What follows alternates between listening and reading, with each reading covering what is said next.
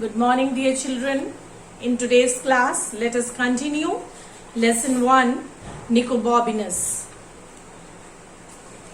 So far, we studied that Nicobobinus and his best friend Rosie went for adventure. What was the adventure? To find out the land of dragons. And there, to pluck the apples, accidentally Nicobobinus was fallen inside the garden wall, and from there he was chased by a man. For escaping himself, he ran from there and he got the trap door, and he was fallen down in a complete darkness. While he was falling down, the several thoughts came into his mind. Let's continue what happened further. We are on page number 18. Be ready with your book, all of you. "Ouf," said Nicobobinus, and he lay there in the pitch blackness with not a single breath left in his body for what seemed like the whole winter, but was probably only a few seconds. When he was fallen down in a complete darkness, several thoughts came into his mind, and for a while he felt, it seemed that he was breathless, and he felt it as he has faced all the difficulties of the winter, but it was just for few seconds. He came to himself, in fact, just as a stone hit him on the head. But very soon he was out of those thoughts, because a small stone hit on his head. "Ouf," said Nicobobinus again, and then realized he could hear footsteps high above him. When he was conscious again, he could hear the footsteps of someone. Someone was still chasing him in this complete darkness. "Stop, sir," he called out, but the footsteps kept on coming down. He told the person who was chasing him to stop there, but the person continued coming towards him. "Aha, I've got you now," cried the man, "and I shall beat every bone in your body until it is black and..." Now, the man was very happy. He said that finally he got the person whom he was chasing, "and I shall beat every bone in your body." He said to Nicobobinus that he will break every bone of his body. He was very much angry with Nicobobinus, and until it is black, and after that he could not speak. Nicobobinus supposed the man was going to say blue, but in fact the next word he uttered seemed more like Bugfurho, Hergo, he, etc. Clear? Means Nicobobinus thought that after black he will say blue, but maybe the man was in trouble and he could not continue his words, and the word which he spoke, Nicobobinus was not familiar with that at all, because it was not a word.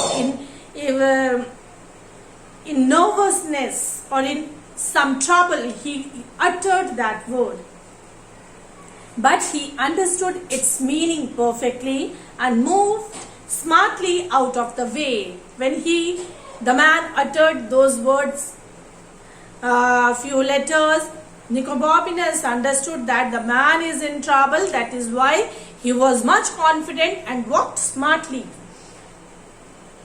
"Crash! Are you all right?" he asked. There was silence, and suddenly that man was also fallen in that complete darkness. And Nicobobinus asked, "Are you all right?" There was silence. Man was unconscious. He could not give any reply, because we know when Nicobobinus was fallen in that pitch, he was also unconscious for few moments. The same way this man also was unconscious and could not give any reply to Nicobobinus. Nicobobinus felt his way back in the pitch dark until his hand touched the man's leather jerkin. Now there was complete darkness. Nicobobinus was not able to see anyone who was fallen there. Only he could hear that sound. And then until his hand touched the man's leather jerkin. In that darkness, when he tried to touch something, he could touch man's leather jerkin. Jerkin is a jacket. Okay. The man was lying still as death, but he was breathing. When he touched and found the man, Nicobobinus came to know that still he is breathing. I must get help, said Nicobobinus to himself, and he began groping around in the blackness to find another way out. He said to himself that I must get help. And then in that, and he began groping. Groping means searching something in darkness, around the blackness to find another way out. He was trying to get the way to get out of that darkness, blackness. When he found it, however, his heart sank. When he found the way to move out, his heart sank. He was happy. The only exit appeared to be a narrow gap. The way to go out was just a narrow gap down by the floor. On the floor, it was a narrow gap, no more than a foot high. Its height was not more than 1 foot.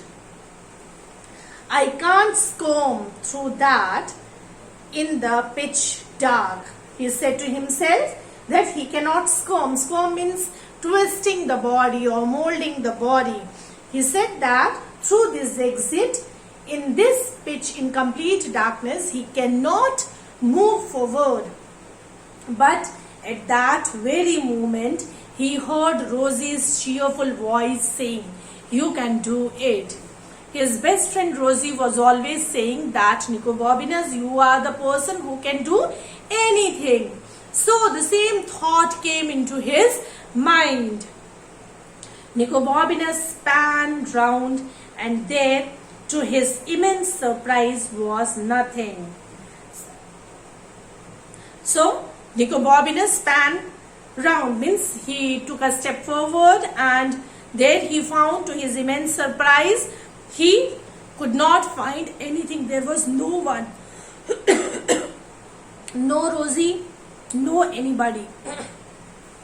But I don't know if it leads anywhere, he said to the voice in his mind.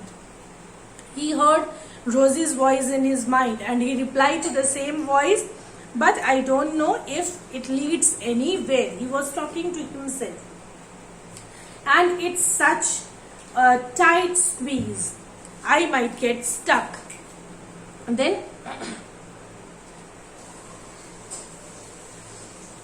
then he thought that it's such a tight squeeze.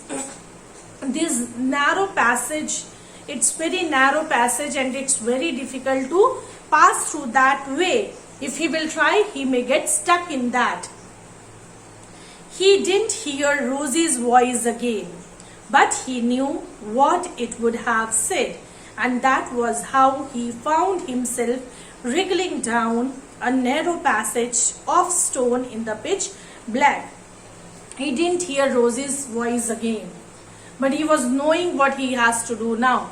He got, after that thought that Rosie used to say that you can do anything, on the basis of that thought, he was little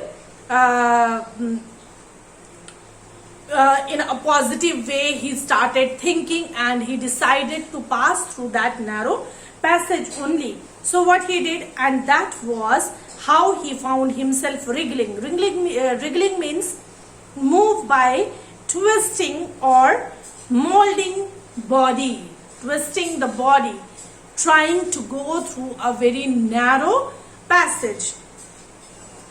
He squirmed and he wriggled there in the black for a long time, and the tunnel got narrower until he could hardly inch along it. And he continued squirming, wriggling, twisting his body, molding his body and passing through that way. And he went long time. And the tunnel got narrower. As he was moving forward, the tunnel was getting narrower. It was more narrow in front until he could hardly inch along it. I am going back, he said to himself, but he didn't. The thought came into his mind that he must go back now. It is not possible to move forward because it became narrower. But he did not do that. He just kept wriggling and squirming until suddenly he found he could stand up. He continued, he tried, he kept on moving forward, twisting his body. And finally, he found that he was able to stand up.